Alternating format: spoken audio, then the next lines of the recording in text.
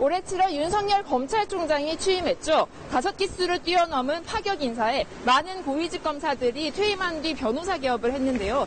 이때 개업한 한 지검장 출신의 변호사가 재직 당시 산하지청이 수사했던 사기 사건 피고인의 변호를 맡았다는 제보가 피해자들로부터 들어왔습니다. 제보 내용은 과연 사실일지, 사실이면 문제는 없는 건지 끈질긴 K가 취재했습니다.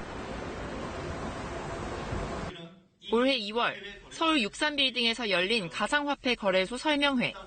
한 번 더 검증을 거쳤기에 안전하고 높은 수익을 보장하고 있습니다. 법조계 인맥도 거론하며 안전한 투자 처임을 강조합니다. 저희의 사업 변호사는 관련된 전문적인 지식을 가진 부장검사 출신인데 하지만 신고된 피해자만 191명, 확인된 피해액만 56억이 넘는 전형적인 먹튀 사기였습니다.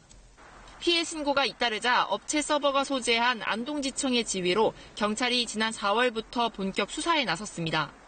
사건 주요 내용은 상급 기관인 대구지검에도 여러 차례 보고했다고 검찰 수사 담당자는 KBS에 밝혔습니다.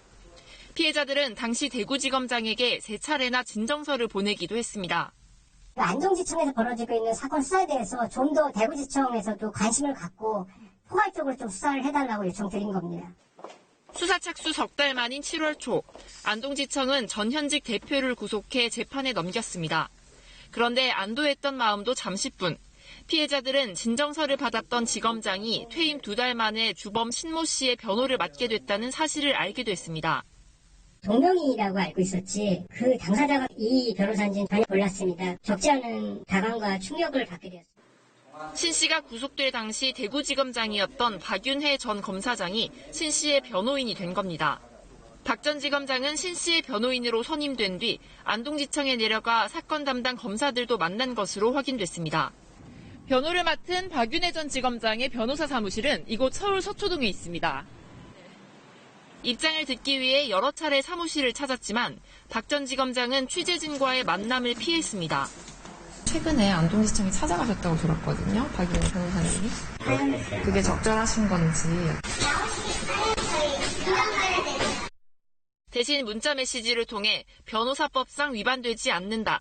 사건을 보고받긴 했지만 사건 처리에 관여하지 않았다는 입장을 밝혀왔습니다.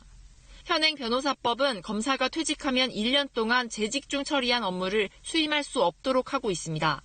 하지만 산하지청 사건의 경우 지검장이 결재를 하지 않는다는 이유로 수임 제한 대상에 포함되지 않습니다. 검사장이 산하지청장에 대해서 강한 권력을 가지고 있기 때문에 사실상 지휘감독 관계에도 있다고 봐야 될 것 같습니다. 법조 윤리로 봐서는 대단히 부적절한. 피해자들은 자신들이 돌려받아야 할 돈이 고스란히 전관 변호사 비용에 쓰이는 것 아니냐며 한숨을 내쉽니다. 사기 편취로 번 돈이 어떻게 그게 정관 예우의 그런 변호사들을 통해서 그게 다 들어갈 수 있는지 정말 피해자들 입장에서는 정말 화가 나고.